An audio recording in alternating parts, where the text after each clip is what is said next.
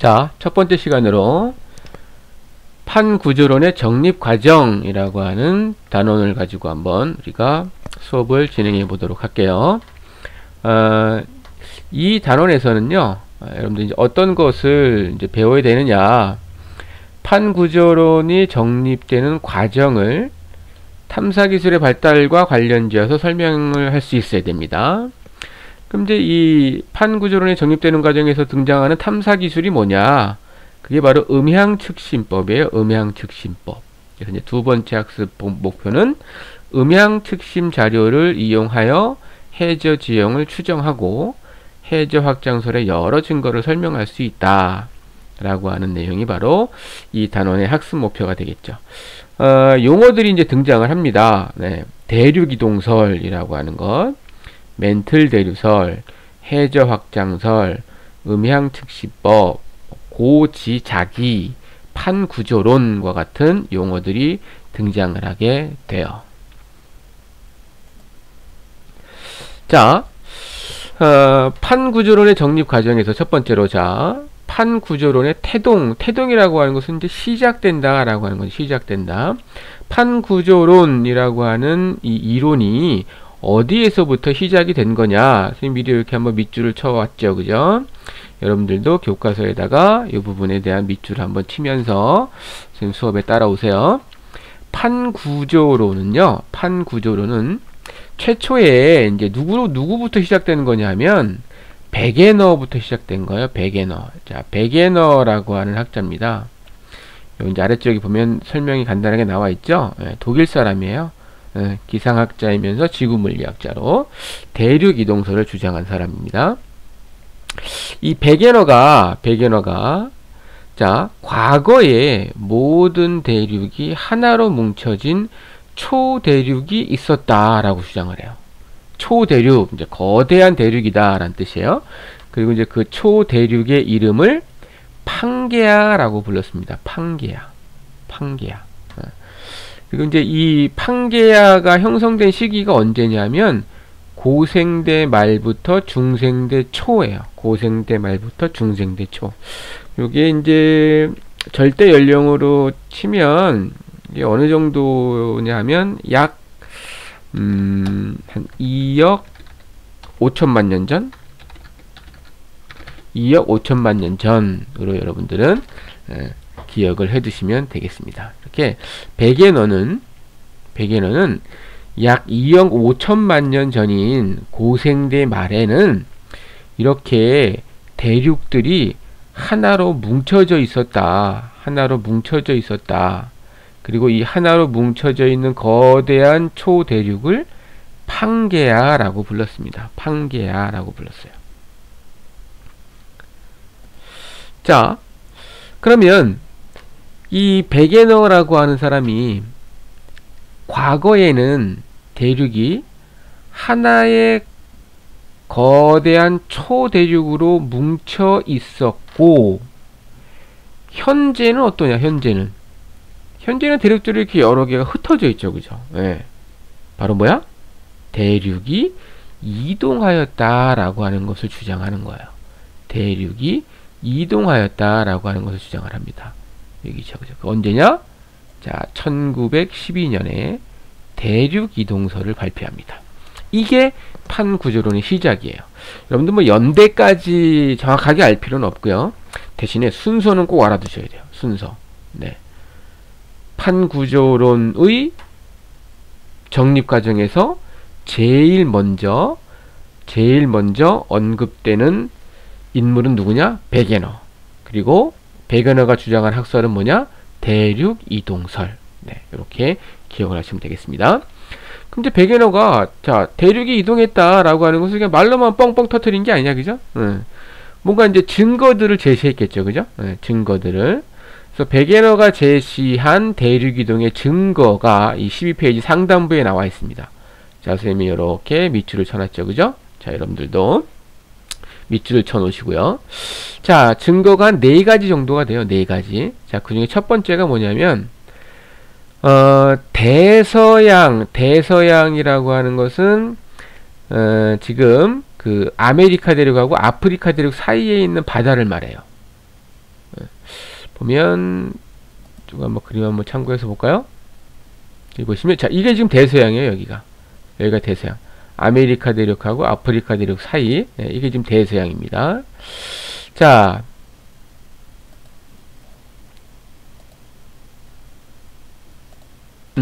자, 이 대서양 양쪽에 있는 남아메리카 대륙과 아프리카 대륙의 해안선 모양이 비슷하더라 이거지.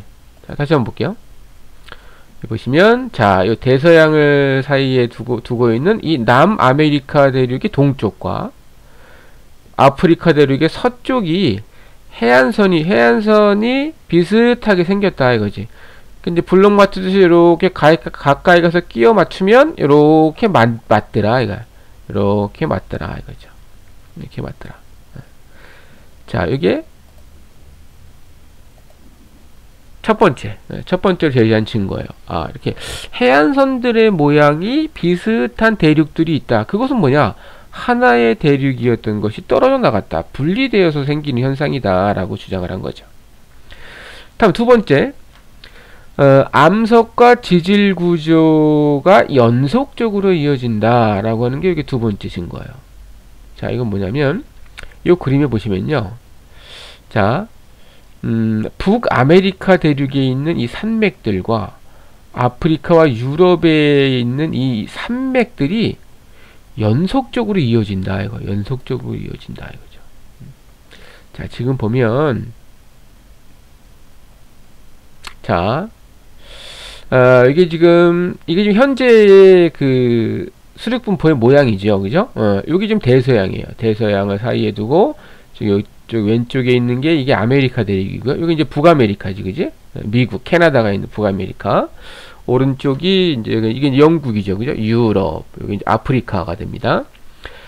북아메리카에 있는 이 에팔레치아 산맥과 유럽에 있는 이 칼레도니아 산맥이 지금 이렇게 이제 멀리 대서양을 사이에 두고 멀리 떨어져 있는데 얘네들이 이렇게 연속적으로 이어지더라 이거야.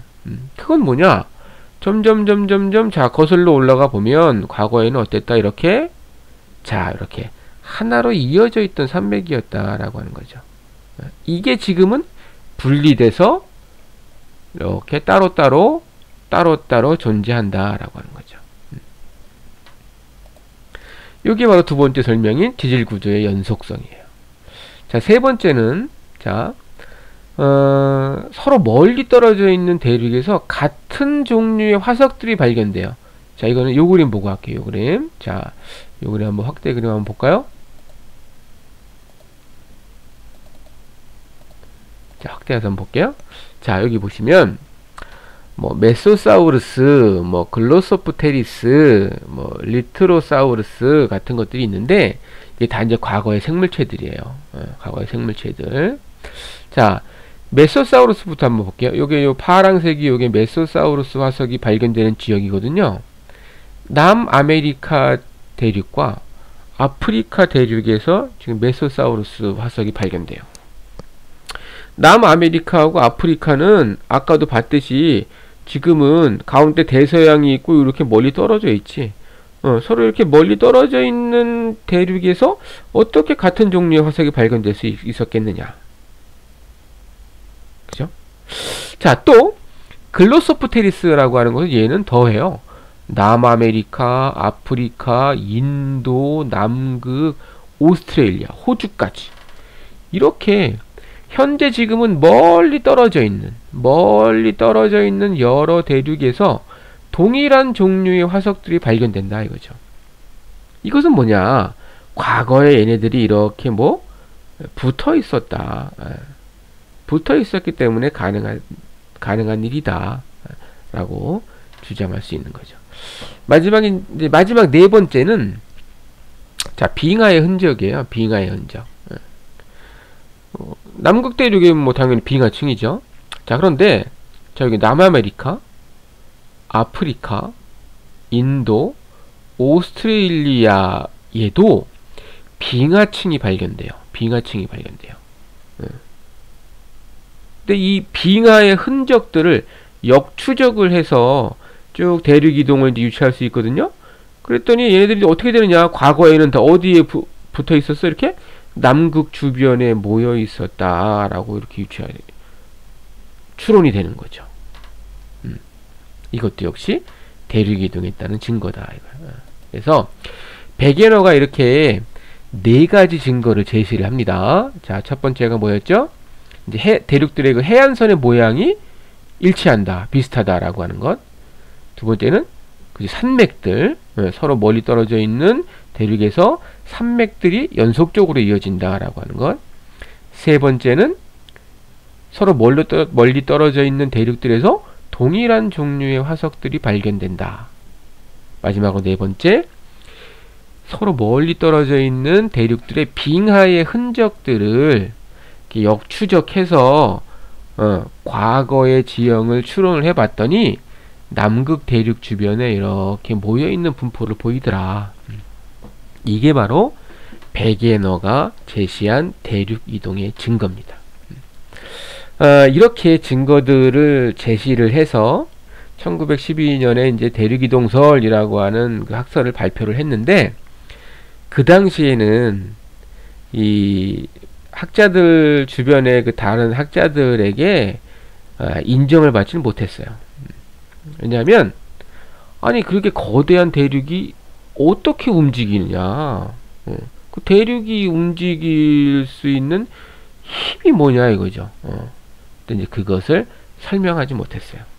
대륙은 이러이러한 힘 때문에 움직인다라고 하는 것을 설명하지 못했기 때문에 다수의 다른 과학자들에게 인정을 받지를 못했습니다. 자, 두 번째, 판구조론의 정립 과정에서 등장하는 두 번째 인물은 홈스라고 하는 사람이에요. 홈스. 1920년대 후반에 홈스라고 하는 사람은 멘틀 대류설을 주장했습니다. 멘틀 대류설. 이건 뭐냐면, 여러분들 멘틀 아시죠? 그죠? 멘틀. 자, 지구의 내부 구조를 보면 제일 바깥층이 지각, 그 아래가 멘틀, 그 아래가 외핵, 중심이 내핵 이렇게 이루어지죠. 자, 그 중에서 지각 아래에 있는 멘틀. 이 멘틀은 멘틀대의 온도차로 인해서 열대류가 발생한다라고 하는 게 멘틀 대류설이에요. 이건 무슨 소리냐면, 자, 지구는 어떻게 됩니까? 지구 중심으로 들어갈수록 온도가 높아지죠. 그러니까 이제 아래쪽이 뜨겁단 말이야. 그럼 이제 뜨거우면 어때? 밀도가 작아지죠. 밀도가 작으니까 어떻게 돼? 위로 올라와요. 위로 올라와서 식으면 다시 어떻게 돼? 차가워지니까 아래로 내려가요. 이렇게, 자, 상승운동과 하강운동이 이루어지는, 이것을 바로 대류운동이라고 하죠. 그 대류운동이 일어나는 근원적인 원리는 뭐다? 열대류다. 이거죠. 열대류. 이게 멘틀 대류설이에요. 그럼 여기 이제 또 어떤 부분들이 생기냐면, 멘틀 대류가 상승하는 부분이 생기죠. 뜨거워진 멘틀이 올라와서 멘틀 대류가 상승하는 부분. 이 멘틀 대류가 상승하는 곳에서는, 자, 여기 보시면, 자, 마그마 활동이 활발해져서 새로운 지각이 형성돼요. 멘틀 대류 상승부에서는, 자, 이제 마그마 화산 활동이 일어나는 거지. 그러면서 이제 마그마가 분출돼서 식으면 새로운 지각이 생성되는 거예요. 자, 반면에 멘틀 대류의 하강부는, 자, 여기서 생겼던 지각이 멘틀 속으로 들어간다, 소멸된다라고 하는 거야. 그러니까 멘틀 대류의 상승부에서 마그마가 분출해가지고 새로운 해양 지각이 만들어지고, 이 새로운 해양 지각이 멘틀 대류를 타고 이동을 하다가 멘틀 대류의 하강부에서 소멸한다. 그죠? 네, 소멸한다. 이게 바로 멘틀 대류설입니다. 멘틀 대류설. 이제 이렇게 되면 이 위에 있는, 멘틀 위에 있는 지각들이, 대륙들이 움직인다라고 하는 것을 좀 어느 정도 설명할 수 있는 이론적인 바탕이 좀 되긴 되겠죠. 그죠? 하지만 또 결정적인 증거는 되지 못했다 그래요. 그래서 아직까지도 1920년대 후반까지도 대륙이동설이 인정을 받지는 못합니다. 자, 그 다음에 이제 세 번째로 등장하는 인물이 누구냐? 헤스와 디츠예요. 여기 아래쪽에 있죠, 그죠? 두 명입니다. 헤스라고 하는 사람과 디츠라고 하는 사람이에요. 둘 다 미국의 지질학자입니다. 자, 이제 이 사람들은 1960년대 초에 이제 뭘 주장하느냐? 해저 확장설을 주장합니다. 해저 확장설을 주장해요. 근데 이제 이 홈스가 1920년대 후반이라 그랬죠. 헤스와 디츠는 1960년대고, 이제 이 과정에서 이 시기 중간에 이제 어떤 일들이 있었냐면, 이제 세계 제2차 세계대전이 있었어요. 그죠? 1940년대. 이때, 이제 전쟁에 사용될 그 목적으로 바다에 잠수함이 있잖아요. 그죠? 그 바다에 있는 잠수함을 찾으려고 하는 목적으로 어떤 좀 등장한 기술들이 있는데, 그게 바로 음향측신법이에요. 음향측신법. 이 음향측신법이 이 해저 확장설이 등장할 수 있는 결정적인 역할을 한 겁니다. 결정적인 역할을 한 거예요. 자, 그럼 이제 이 해저 확장설은 뭐냐면, 해령 아래에서 뜨거운 멘틀 물질이 상승하여 새로운 해양 지각이 만들어진다라고 하는 게 해저 확장설이에요. 확장된다라고 하는 건 이제 넓어진다, 그죠? 뭐 이런 의미를 가지고 있는 거지. 그러니까 이제 해령이야, 해령. 자, 해령은 아까 여기서 뭐 바로 이 부분이에요. 멘틀들의 상승부죠, 그죠? 자, 여기서 뜨거운 멘틀 물질, 마그마지. 마그마가 올라와서 새로운 해양 지각을 만들고, 여기서 만들어진 이 해령에서 만들어진 새로운 해양 지각이 양쪽으로 이렇게 이동해 간다. 즉 확장되어 간다 라고 하는 게 해저 확장설입니다. 이 해저 확장설을 등장하게 만든 결정적인 계기가 바로 뭐냐? 음향측신법이에요. 자, 음향측신법에 대해서 말씀드릴게요. 이 음향측신법은 음향, 초음파예요. 초음파. 배를 타고 가면서 배에서 초음파를 해저 바닥을 향해서 발사시킵니다. 그러면 이 초음파가 해저 바닥을 찍고 다시 반사되어 되돌아오겠죠. 그죠? 이 시간을 측정하는 거예요. 자, 초음파를 발사시켜서 초음파가 해저 바닥을 찍고 되돌아올 때까지 걸리는 시간을 측정을 해요. 그럼 이제 이걸 가지고 뭘 할 수 있느냐? 수심을 할 수 있어. 수심. 어떻게 수심을 하느냐면요, 이 초음파가 해저 바닥을 향해 발사되는 속도 있지, 속도. 이 초음파의 속도. 그거는 우리가 알고 있어요. 이거 나와 있는 값이야. 보통 한 1500m/s 정도 됩니다. 그러니까 1초에 한 1500m를 가는 속도로 가요. 그 초음파가 바닥을 찍고 되돌아오는 시간을 측정해. 자, 뭐 몇 초 이렇게 나오겠지, 그지? 자, 그럼 보세요. 우리가 초음파의 속도를 알고 있어. 시간을 알고 있어. 그럼 뭘 구할 수 있죠? 이동 거리를 구할 수 있지. 그치? 속도 곱하기 시간은 이동 거리니까. 아이고, 이건 뭐야? 닫고.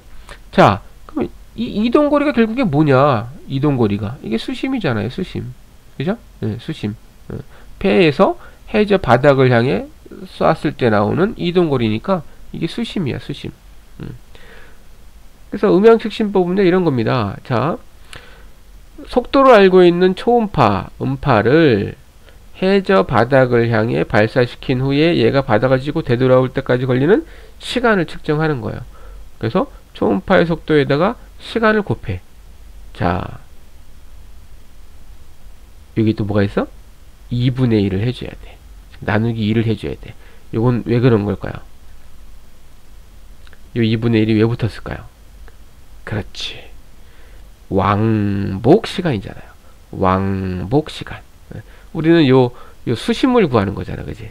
수심을 구하는 거니까 걸린 시간을 2로 나눠줘야 돼요. 그래서 자, 이 음향측신법은 자, 수심을 구할 수 있는 건데 어떻게 구하는 거냐면 2분의 1 곱하기 초음파의 속도 곱하기 초음파가 바닥을 찍고 되돌아오는 왕복 시간. 네, 요거를 곱해주면 되는 겁니다. 요걸 곱해주면 되는 거예요. 자, 그래서 이제 다음 페이지에 한번 보시면, 자, 음향 측심 자료 해석하는 자료가 나와요. 네, 탐구 활동인데요. 자, 영상 자료를 보면서 선생님이 자, 설명을 해드릴게요.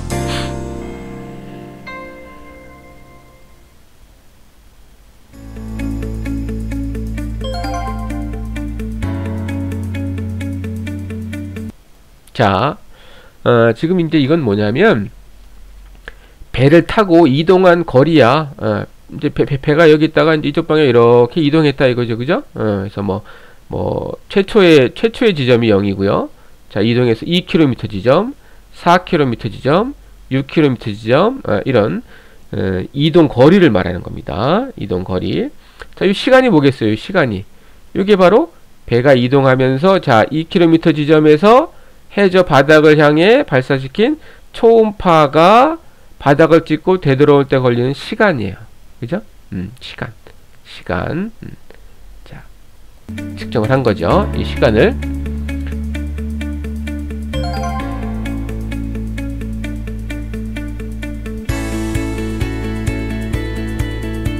자, 이렇게 수심이잖아요. 수심, 그죠? 수심은 우리가 음향측식법으로 구할 수 있다 그랬지? 얼마였죠? 2분의 1 곱하기, 자, 2분의 1이 0.5잖아, 그죠? 2분의 1 곱하기 초음파의 속도 1500m/s, 초음파의 속도 곱하기 이 B3은 뭐냐면 요 값을 말하는 거예요.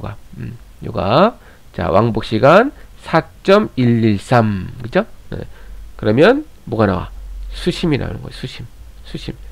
그러니까 배가 출발하는 지점에서의 수심. 자, 이런 식으로 이제 쫙 하면 뭐 배가 출발해서 뭐 2km 지점, 4km 지점, 6km 지점의 수심을 쭉 구할 수 있겠죠.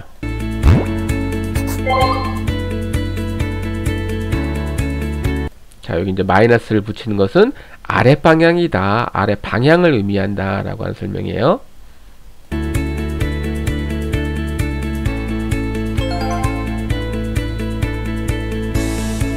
쫙 나온 거지, 지금. 수심이 지금 쫙 나온 거야.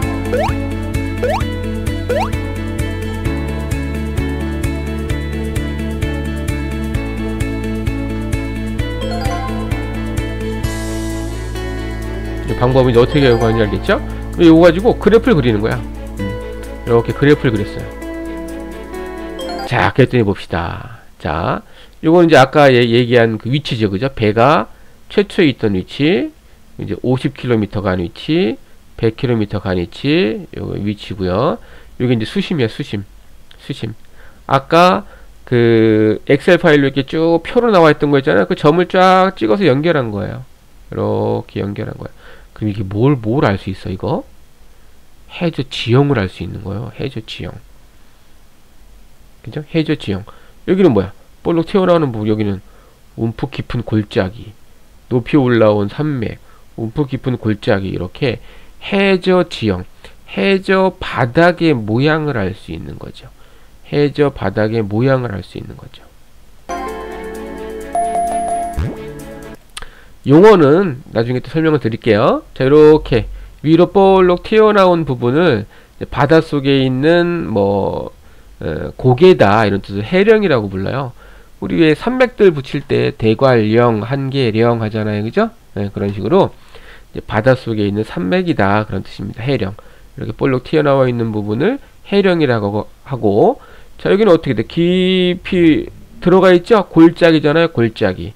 네, 협곡이라고 하죠. 협곡. 협곡.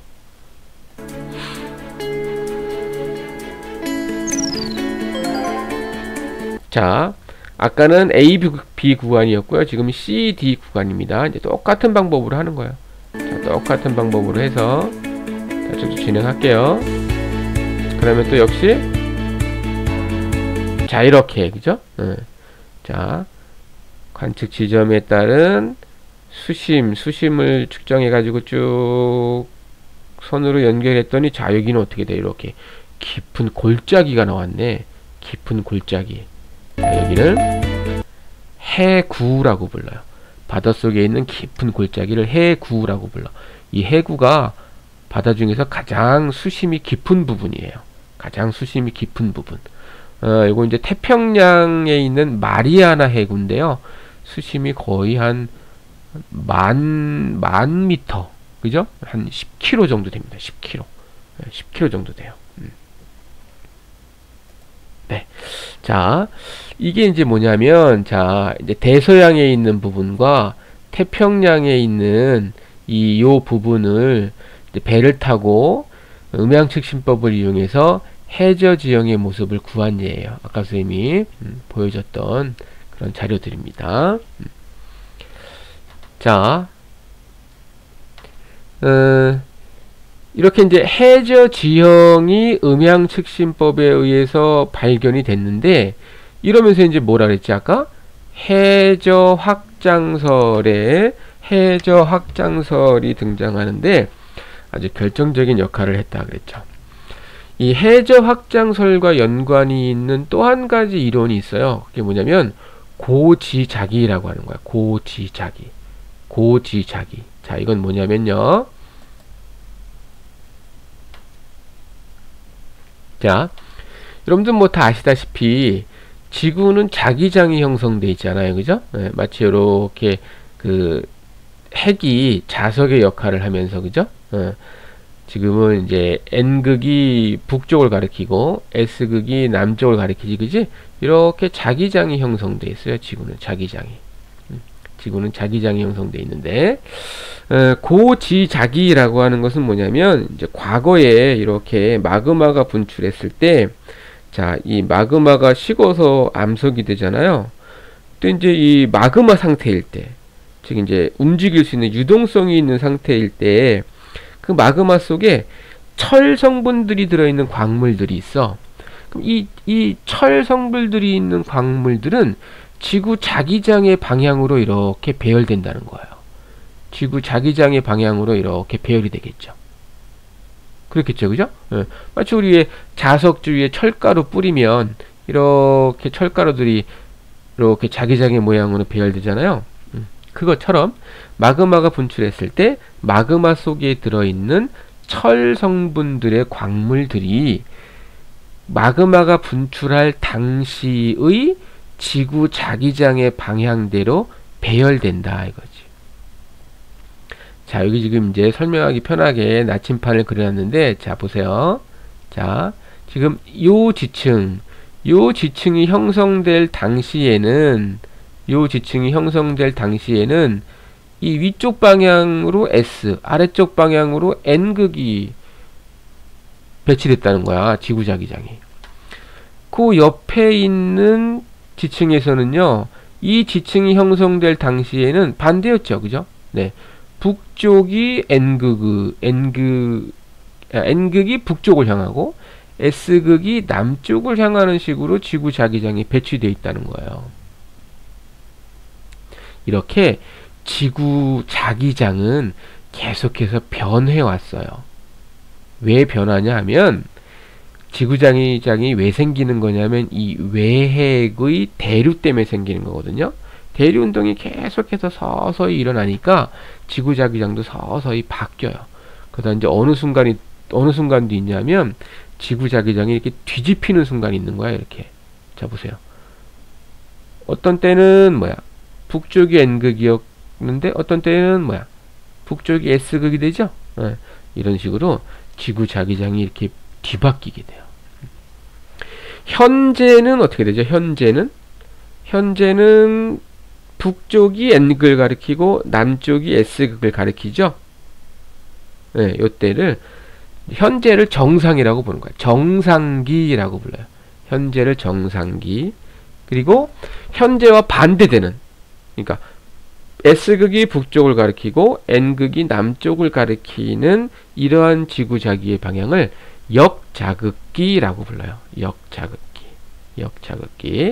자, 그럼 이제 다시 교과서로 가서, 자, 요 그림 한번 볼게요. 자, 여기가 지금 어디냐면 해령이에요. 해령. 자, 해령은 이제 앞에서 했듯이 멘틀대로의 상승부죠. 그래서 마그마가 분출합니다. 그럼 마그마가 분출하면서 저 지각 바깥으로 나오면 어떻게 식겠지? 식으면서 이제 해양 지각이 되는 거예요. 해양 지각이 돼. 해양 지각이 돼. 그러면 자, 마그마가 분출해서 해양 지각을 만드는 요 찰나에는 요 마그마 속에 있는 철 성분의 광물들이 그 당시의 지구 자기장 방향으로 배열이 되겠죠. 그죠? 만약에 이제 지금 마그마가 분출했다라고 하면 북쪽이 N극, 남쪽이 S극을 가리키겠죠. 이때를 뭐라 그래? 정자극기라고 하는 거야. 정자극기. 그러니까 현재와 같은 시기를 정자극기라고 해요. 정자극기. 현재와 반대를 역자극기라고 해요. 역자극기. 해양 지각에서 이 고지자기를 조사해 봤더니 어떻게 나타나느냐. 자, 여기 나와 있는 그림처럼요. 확대 한번 해볼까? 자, 여기가 해령이야, 해령. 해령은 지금 현재 마그마가 분출하는 부분이죠. 자, 이 해령을 중심으로 양쪽으로 이렇게 멀어져요. 양쪽으로 이렇게 멀어지는데, 자, 여기 뭐야? 이게 역자극기지. 역자극기, 얘는 뭐야? 정자극기. 정자극기, 역자극기, 정자극기가 이렇게 교대로 나타나요. 왼쪽도 마찬가지야. 자, 해령은 정자극기지, 그지? 지금 분출하는 마그마들이니까 현재와 같은 지구자기장을 형성하겠죠. 그러니까 정자극기, 그 다음에 역자극기, 정자극기, 역자극기가 이렇게 교대로 나타나요. 그리고 좌우가 서로 대칭적이야. 대칭적이야. 이것을 우리는 뭐라고 부르냐면 줄무늬잖아, 줄무늬, 그지? 그래서 고지자기 줄무늬라고 불러요. 고지자기 줄무늬. 이것도 역시 해저 확장설의 증거예요. 이게 왜 해저 확장설의 증거냐? 자, 얘들도 처음에는 다 어디서 만들어진 거예요? 해령은 여기잖아, 여기 가운데잖아, 그죠? 그러니까 얘들도 다 처음에는 이 해령에서 만들어진 거야. 이게 이제 대륙 이동에 의해서 이렇게 양쪽으로 이렇게 이동해 갔다는 거죠. 그죠? 자, 그러면 얘와 얘는 동일한 시대에 분출한 마그마요. 과거는 이렇게 붙어 있었으니까, 그지? 이 시기에는 뭐야? 현재와 지구자기장이 반대였다는 거예요. 얘와 얘는 여기서 같이 만들어진 거야, 이렇게. 이 시기에는, 그렇지, 현재와 지구자기장이 같은 방향이라는 거예요. 그래서 정자극기, 역자극기, 정자극기, 역자극기, 이렇게 지구자기의 줄무늬가 나타난다라고 하는 것은 이 해양지각이 이 해령에서 만들어진 후에 양쪽으로 확장되어 갔다라고 하는 것을 보여주는 증거다, 이거죠. 해저 확정의 또 다른 증거는, 자, 해양지각의 나이를 조사해 보는데, 자, 해양지각의 나이를 조사해 봤더니, 자, 이게 지금 빨갛게 표시되어 있는 게 역시 해령이야, 해령. 여기. 해령이 해령. 자, 해령에서, 자, 좌우로 이렇게 멀어집니다. 좌우로 멀어질수록 나이를 측정해 봤더니 나이가 어떻게 돼? 점점점 많아져요. 점점 많아져요. 또 어때? 대칭적으로 많아져요. 그치? 그러니까 여기 이제 이게 100만이니까 이게 3천만 년이지, 그지? 그러니까 이 해양지각과 이 해양지각은 3천만 년 전에 여기서 같이 만들어진 거라는 거야. 이 해양지각과 이 해양지각은 6천만 년 전에 여기서 같이 만들어진 거지. 그게 이제 해저 확장설에서 이렇게 양쪽으로 이렇게 이동해 간다는 거죠. 지금 이해가 가십니까? 네. 자, 헤스와 디츠라고 하는 사람이, 자, 음양측심법의 발달로 해저 확장설을 주장을 하는데, 그 해저 확장설이라고 하는 것은 뭐냐면 해양지각이 해령을 중심으로 양쪽으로 이렇게 확장되어 이동해 간다라고 하는 게 해저 확장설이에요. 그 해저 확장설의 증거로 뭐가 있느냐면, 자, 이 고지자기 줄무늬가 있고요. 그 다음에 해양 지각에 나이 분포가 있다. 이 얘기입니다. 자, 또 이제 추가를 할게. 증거를 또 추가를 할게요. 그 다음에 이제 헬스와 디치 이후에 또 많은 이제 학자들이 계속 연구를 한 거지. 자, 이러면서, 자, 해령을 중심으로 해양 지각이 확장되어 간다라고 하는 증거들을요, 또 이런 것들을 또 찾아냈어. 자, 수심이 점점 좀 깊어져요. 자, 이 해령을 중심으로 양쪽으로 갈수록 수심이 깊어지더라 이거지. 수심이 깊어지더라 이거죠. 아까 우리 요 자료에서 얻은 거 한번 활용해서 한번 해볼까? 여기 한번 보시면, 자, 여기 보세요. 여기 지금 해령이죠. 해령, 그죠? 해령. 자, 해령에서 양쪽으로 이렇게 갈수록, 자, 수심이 어떻게 돼? 깊어진다 이거죠. 수심이 깊어진다 이거죠. 다음, 해양 퇴적물의 두께가 두꺼워진다. 즉, 해령에서 멀어질수록 해양 퇴적물의 두께가 두꺼워진다. 퇴적물이라고 하는 것은 이렇게 이제 쌓인 물질들을 말하는 거지. 이건 당연하죠. 자, 시간이 오래되면 어떻게 해? 퇴적물이 많이 쌓이겠지. 그러니까 퇴적물의 두께가 두꺼운 거야. 이건 요거하고 똑같은 개념이에요. 나이 분포하고. 자, 해령을 중심으로 양쪽으로 멀어질수록 지각의 나이가 많아진다. 그럼 어떻게 되죠? 퇴적물이 쌓일 수 있는 시간이 많으니까 퇴적물이 많이 쌓였을 거 아니에요? 그죠? 그러니까 해양 퇴적물의 두께가 두꺼워진다 이거예요. 두꺼워진다. 자, 여기다가 우리가 단지 밑줄을 쳤지만 정리를 하는 의미에서 한번 필기 한번 해볼까? 옆에다가 하나 한번 적어보세요. 자, 여기다가 적을까? 그죠? 해저 확장설의 증거 해놓고 1, 그죠? 1 뭐였지? 고지자기 줄무늬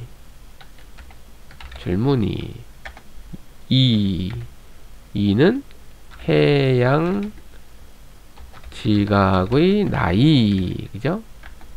3은 3 뭐였더라? 그렇지. 해저 지각의 수심 변화, 그죠?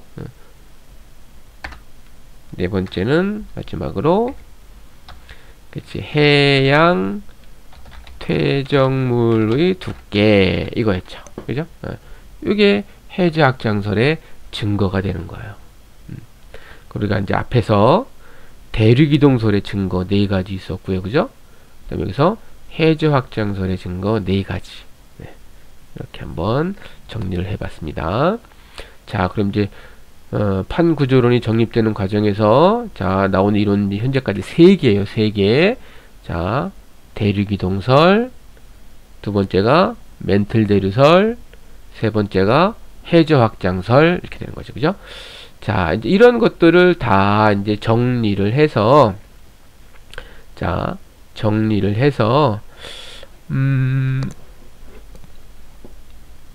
판구조론이 이제 정립이 됩니다. 정립된다는 건 이제 완성된다, 그런 뜻이야. 이 판구조론을 완성한 사람은 누구냐면 윌슨이라고 하는 사람이에요. 자, 윌슨이 이제 앞에서 했던 뭐 여러 가지 이론들과 자, 자신이 발견한 이 변환 단층이라고 하는 것을 같이 접목을 시켜서, 자, 판구조론이라고 하는 것을 탄생을 시켜요.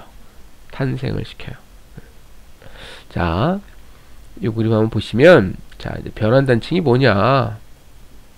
확대 한번 해서 볼까요? 닫아야겠다. 자, 변환 단층이란 뭐냐면, 이게 지금 해령이에요, 해령. 자, 해령들이 쭉 일자로 이어졌는 줄 알았더니, 그렇지 않더라, 이거야. 해령이 이렇게 오다가, 옆으로 이렇게 어긋났어요, 이렇게 해령이 이렇게 오다 이렇게 가는 게 아니고 이렇게 오다가 이렇게 어긋나 있어. 이런 일이 생기더라는 거지. 이거는 왜 생긴 거냐면요. 자, 이 판들이 이동해가는 속도 있죠. 해령을 중심으로 이렇게 확장된다 그랬잖아. 이 확장되는 속도들이 다 다르기 때문에 그래요. 다르기 때문에. 예. 그러니까 이 속도하고 이 속도가 다르기 때문에 그런 거예요. 그래서 이렇게 해령들이 이렇게 이어져 오다가 끊기는 거지. 예. 끊겨버려요. 그래서 자, 해령과 해령을 끄는, 지층을 끄는 걸 단층이라고 하거든. 이 끄는 단층을 변환단층이라고 부릅니다. 변환단층. 그러니까 해령과 해령을 잘라먹은 단층, 그것을 변환단층이라 그래요. 이 변환단층을 최초로 윌슨이라고 하는 사람이 이제 찾아내지. 그래서 이것은 뭐냐? 이 변환단층이 왜 생긴 거냐? 해령에서 멘틀 물질이 올라와서 양쪽으로 퍼져나갈 때 속도 차이가 있기 때문에 나타나는 거다.